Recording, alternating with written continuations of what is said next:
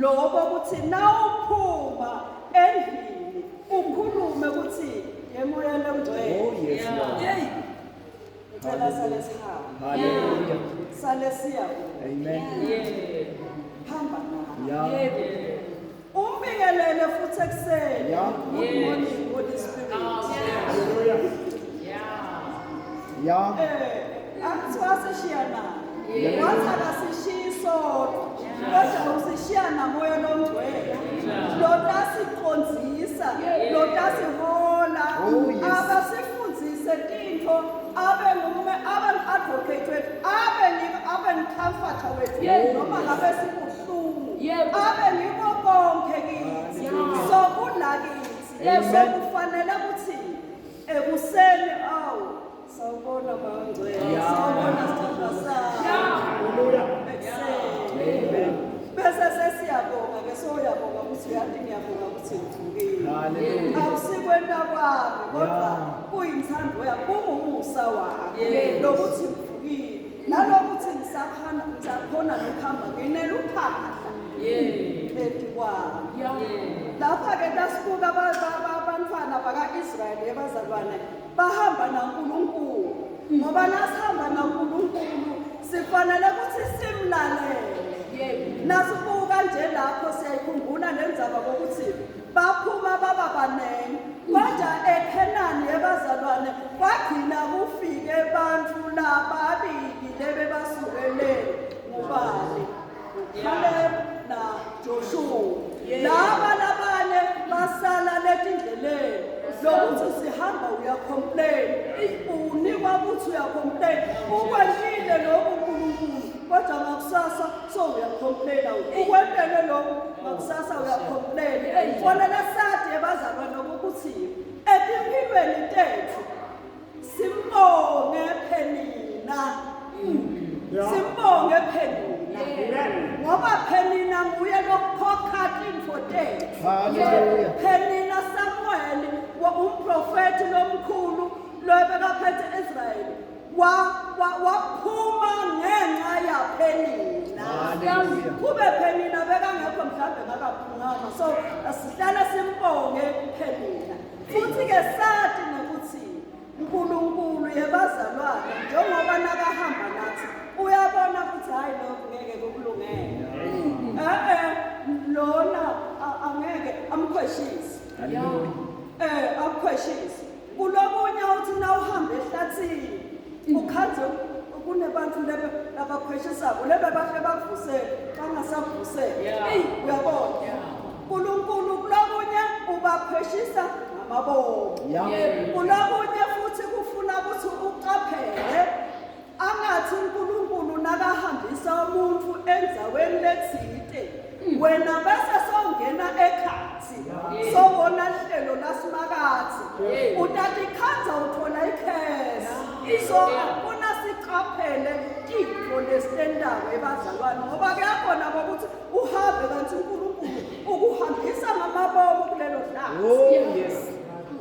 So msongena ke endleleni yemuntu ngoba wathi noma uNkulunkulu lothi abahambi. So asidiqaphele sicela sifunze nathi verse nalapha ku-Exodus 14:24 to 31.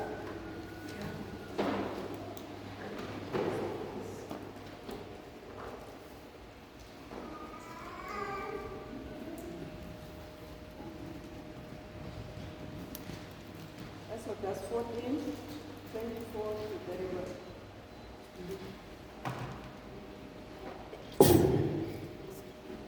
Exodus chapter 14 verse 24. Wathi kuseluvivi simakathi wabuka phansi asensikeni yemlilo nelifu abuka impi yamaGibhithe. Emabutho aseGibhithe wawazanganisa. Wena kuthi emasonzo ngetinqola tembi abhajwe. Athi manje ahamba matini.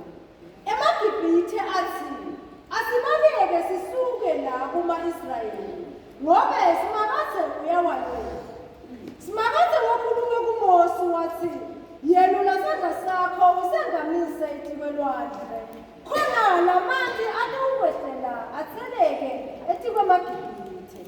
Nasetikwe tinqola tawo tembi kanye nasetikwe abagibeli bawo bemahashe.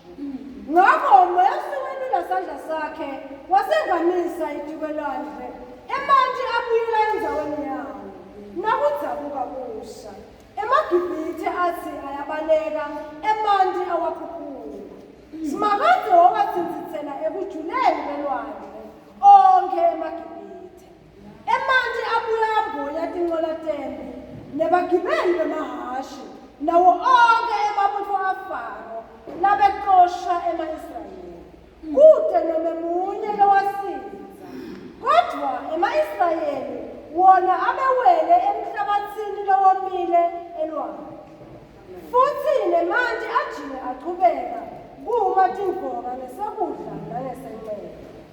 Amen. Lapha bazalwane sibawukhumbula ukuthi uma sifunza leli limjesu uqobo lwakhe sibawukhumbula ukuthi nanawe ngaleso sikhathi mfunza likhuluma nawe. Likhuluma nawe. Mawufunza nje wathi ukuthi likhuluma nawe ungakuthathi ukuthi lemuva likhuluma nawe ngaleso sikhathi nawulidla lapha-ke bazalwane sikhumbule ukuthi Faro uNkulunkulu abemdalele kona lokho wayifaka ngenkani futhi nanenkhani kuFaro wayenta ngamabomu ngoba befuna babone emandla akhe ukhombisa emandla akhe sebaphumile ke manje uyabananzela baphuma nabantu kodwa yebazalwane baphuma nakuNkulunkulu bahamba naye uyasuka Faro ngalenkhani lebekafakwe yona Jehova ngamabomu uyabananzela nabathi bayabuka ema-Israyeli ngemuva babona lephe bayathuka bathi yenele hawu safa kanti uNkulunkulu uyakhe sikhumbule ukuthi bebaholwa lifu ebusuku kube ngumlilo so-ke nababona laba bethuka yasuka le ngilosi lengaphambili yayo lapha emkhathini kanjalo nalobu khona baNkulunkulu ngoba lelifu lisho bukhona baNkulunkulu nalo mlilo usho bukhona baNkulunkulu lesuka lapho ingelosi ngaphambili yesuka yaya ngemuva kwabo emkhathini abasakhoni bekubona baka-Israyeli lamagibhithe okubona lapho kwabamnyama angabona wathi-ke uNkulunkulu phakamisa indlu yakho asho uMose wayiphakamisa nakayiphakamisa ayengama lapha kulelo lwakhe lwakhweshe manje akhwesha kwaqhamuka umoya washaya kwaba dry besuka lapho bewela bawela emhlabathini lowomile laba bananzela lapha abathi sona babone ukuthi phela labantu laba bahamba nalomgcala wetinsuku bahamba nengadlanga so bathi nabathi bayangena bacala linami labo kwenteka into lebasebasho ukuthi asibalekeni la uyabalwela sebabona asibalekeni la uyabalwela lo nkulunkulu wabo wathi simakadze ya tabhaka kwesuka lapho wathi wabuyisela imvubu entanjani manje kwentanjani abazalwane nanamuhla lokhu kuthiwa lento tinqola solothi khona lapho nanamhla lokhu sekusho ukuthi lo simakade nawuhamba naye uyalwela ditshele nawe ukuthi lokhu kukhuluma nawe whatever situation lohamba kuyo uNkulunkulu uyalwelana uyanqobelana ngaphandle nangabe ukuhambisa ngamabomu for sizathu lesithile lokufanele ukuthi ubeketele kuleso sizathu leso ngoba bathi khona letinye bathi uthandazo zile wentoko bese uyabona uzayi manda ngeke phela ukuthi ngenta nawuthi yakhala kulo mgodi athi asawuhlala lempilo ke injalo bazalwane bese sesida lapha ku-Exodus 40:35-38.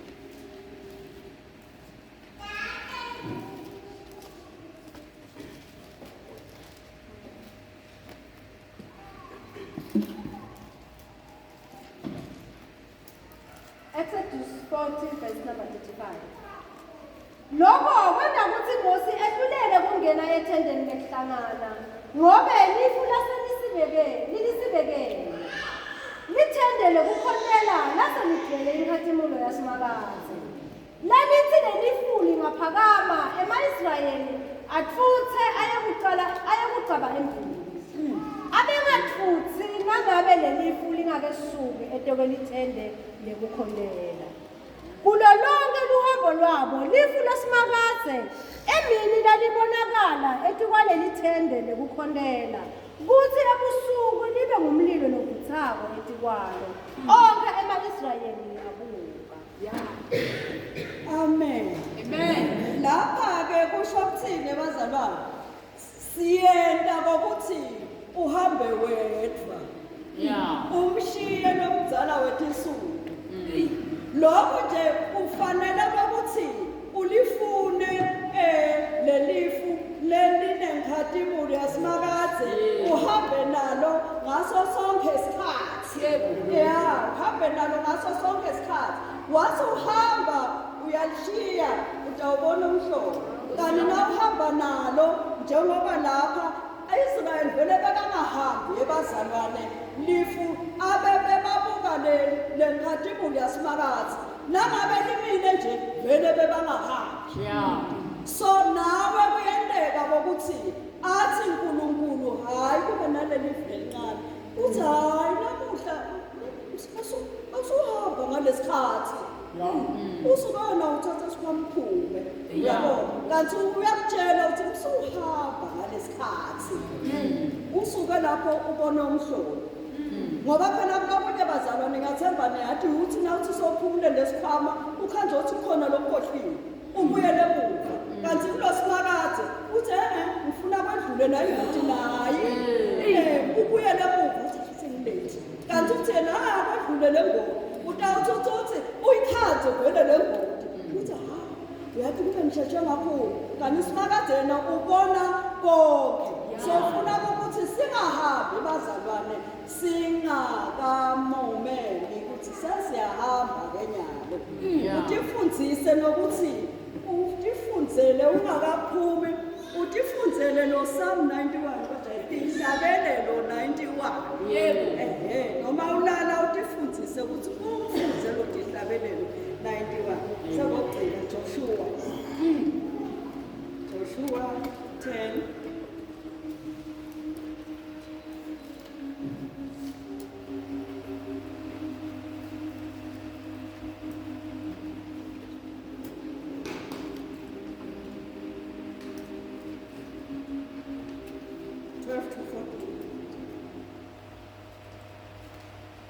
Joshua 10 verse 12 to 14.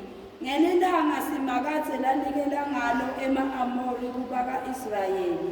Joshua wakhuluma kusimakaze embi kwawo konke ema-Israyeli wathi, wena langa mani etikwe Gibhiyoni, ungahambi nawe nyanga mani etikwe tihosha sase-Ayaloni unganyakati. Ngakho lilanga lema langete lanyakata nenyanga yema yangete yahamba sive saze satiphinziselela etitheni taso lokhu kubhaliwe encwadzini yaJashari. Lilanga lema ekhathi nesibhakabhaka langete lahamba kwaze kwaphela lilanga linye akuzange sekube nelilanga lelinjengalelo langa lapho simakaze alalela umuntu khona ngempela simakaze abesilwelwa sive sakhe saka-Israyeli. Amen. Yabona bezalwane ukuthi lilanga belingakazange selimlalele umuntu la kodwa ngalokuthi bebahamba naye lo nkulunkulu nasakhuluma noJoshua ukuthi wena langa mani sitongoba netitha nebala lela lilanga lema babashaya kwenteka njalo ke bazalwane uma ngabe uhamba nalo uNkulunkulu so sesiyathi ngoba ukuthi na uhamba nalo uNkulunkulu ufanele ukuthi wende njani ufanele na ushanele kunetinto lokufanele ukuthi utishanele imihla nemalanga sishaneleni bazalwane asishaneleni sililalele naleli vlasimakade ngoba vele ungalibuki kokuthi ngoba nalo Jesu nakabethelwa sibuka ukuthi awushame kanti nawe nanamuhla usambethela lamanxeba lawa saphuma ingadi nanamuhla uyaqhubeka ubethelwa nguwe wena ubuka ukuthi bambethela shame nawe uyambethela asibonge simakade ngamandla lika Jesu Kristu waseNazaretha amen.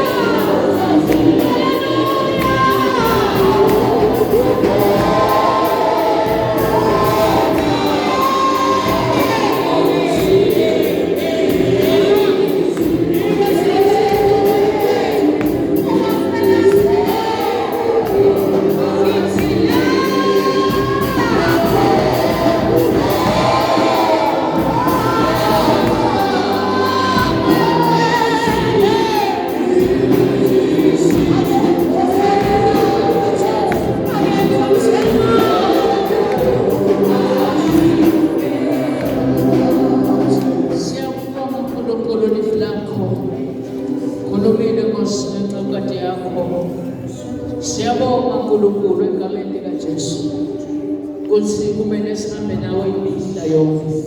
Siyabonga uNkulunkulu ukuthi uma sihamba nawe imihla yonke usincobela konke. Uma sihamba nawe imihla yonke uyasivulela nezindlela. Nasihamba nawe imihla yonke egameni likaJesu uqosha lonke ititha ezimpilweni zethu na whatever lokusidistractako. Babe siyabonga ukukhuluma kwakho nanamhlebile egameni likaJesu. Babe sesilivile ilizwi lakho. Siphe amandla ekuphuma siyawulela. Utshengisa konke singabi balaleli kuphela kodwa sibe bedibana. Shine on us, O God. We need your touch. Jesus mighty name. Amen. Hallelujah. Hallelujah.